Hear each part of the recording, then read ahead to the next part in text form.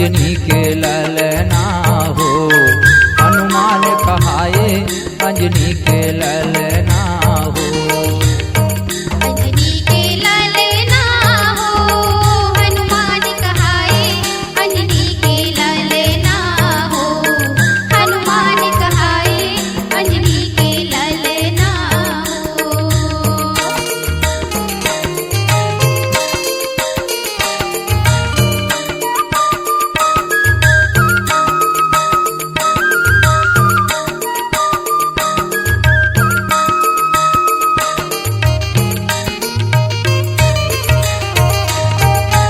हे दुख भंजन मारुति नंदन ज्ञान भरे भंडारे। सिया सहित श्री रामचंद्र जी हृदय बसत है तिहारे। हे दुख भंजन मारुति नंदन ज्ञान भरे भंडारे। सिया सहित श्री रामचंद्र जी हृदय बसत है तिहारे। अमर नाम है अमर काम कर चरित अमर तय बनाए। तुम दास गोसाई अंजनी के ललना हो। हनुमान कहाए अंजनी के ललना हो। अंजनी के ललना हो, हनुमान कहाए अंजनी के ललना हो। हनुमान कहाए अंजनी के ललना हो।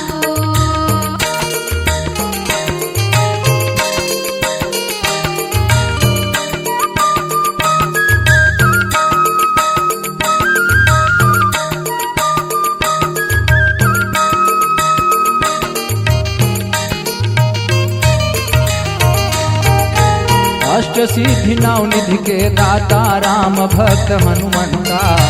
दुखिया के तय भाग्य विधाता पल में कष्ट हरंता। अष्ट सिद्धि नवनिधि के दाता राम भक्त हनुमंता। दुखिया के तय भाग्य विधाता पल में कष्ट हरंता। लखन जिति के प्राण उबारे धौला गिरिनी से हो। तुम लाए सजीवनी धौला गिरिने से हो। तुम लाए सजीवनी धौला गिरिने से हो। अंजनी के ललना हो, हनुमान कहाए अंजनी के ललना हो।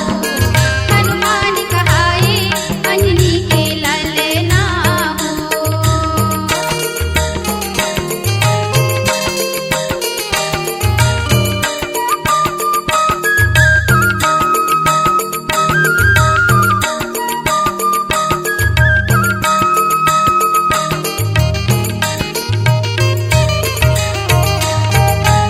अपरम पार है शक्ति तुम्हारी यही रावण संघारे।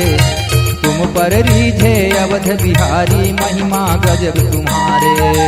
अपरंपार है शक्ति तुम्हारी यही रावण संहारे। तुम पर रीझे अवध बिहारी महिमा गजब तुम्हारे। भूत प्रेत औ वीर मसाना हाँक सुनत तोर। हाँ भल थर थर कांपे हाँक सुनत तोर। हाँ भल थर थर कांपे हाँक सुनत तोर। हाँ अंजनी के ललना हो, हनुमान कहाए अंजनी के ललना हो। हनुमान कहाए अंजनी के ललना हो।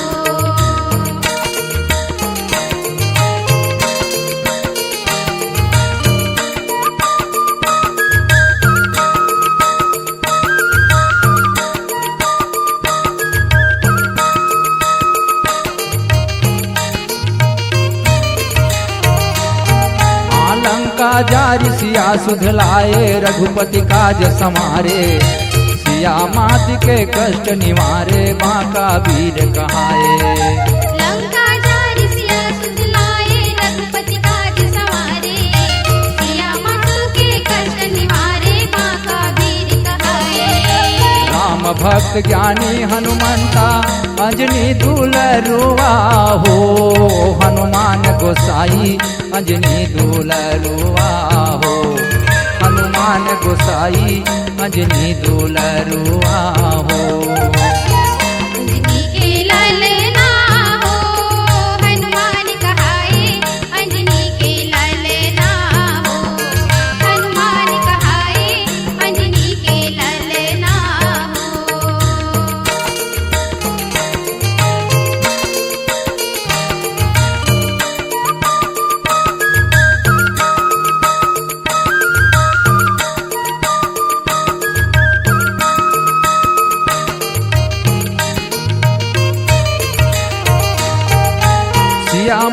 के आशीष हनुमत अजर अमर बर पाए।